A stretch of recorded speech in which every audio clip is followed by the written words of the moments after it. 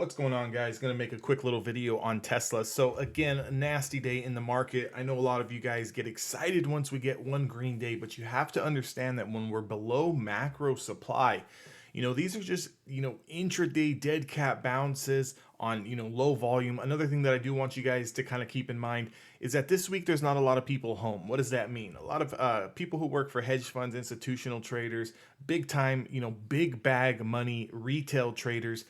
These guys on the East Coast, these guys, they take off for the holiday. They, get that summer kicked off. They get that long weekend this weekend due to Memorial weekend on Monday. And a lot of people take the week off. So when that happens, there's lower volume in the overall market.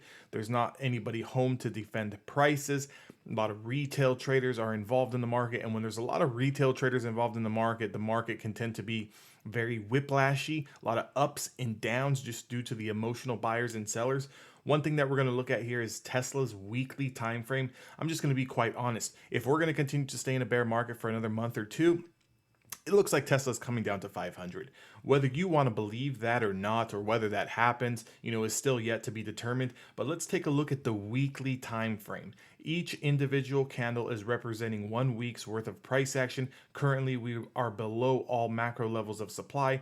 The weekly 20-day SMA, the weekly 50, the weekly 5, the weekly 10, and as of last week, we've lost that weekly 100-day moving average. And you can see down here as we're coming, I know it's a little blurry on my screen, but we're coming down to these lows of last week. And if Tesla really starts to crack through these lows of last week, the next real bit of support is around 550, 540. And then below that, you have the 200 EMA and the 150-day simple moving average. That price is sitting at around 508. So, could you get some bounces in between, play some long plays? Sure, you can. If you're a day trader, experienced scalper, you know what you're doing. But the macro play here on Tesla is still to the downside. This morning, there was a lot of 615, I believe, or 612 or 600 puts coming in, like clockwork. And then we flushed 20 points since this morning, since that's happened. So currently down 6.5% at $42.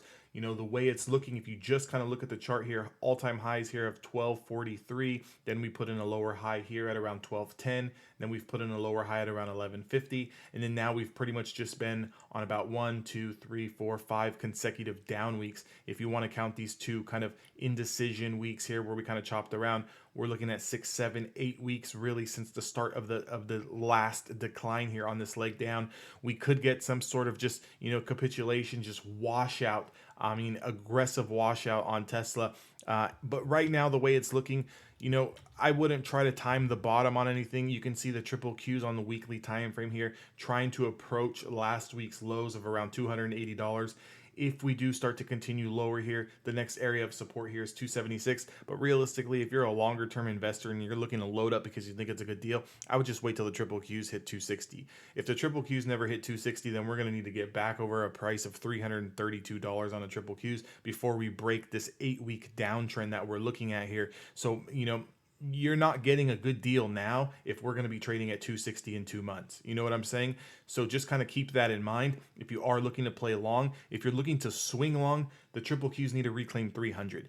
If we reclaim 300, we have room to 323. That's going to present possibly a couple day, multi-day, or a multi-week kind of dead cat bounce from that 300 into 323. I think there'll be an area of opportunity to make money on some stocks once we get over that. But as long as we're trending over the weekly 5-day moving average on the triple Qs, that's going to tell you if you're trading tech stocks or you're trading high beta stocks, we've been on a decline since we lost the 5-day moving average on the weekly time frame, and that's going back to April the 4th. So since then, we've put in 1, 2, 3, 4, 5, 6, and this is currently the 7th week consecutive red week here. Now, if we do take out the lows, I'm thinking 277 is the next stop, kind of play it accordingly. Guys, any bit of pop or green action that you get is getting shorted at macro supply. So check your 4-hour charts, check your 1-hour charts, kind of see where are we going to find some resistance and where are we going to kind of stall at.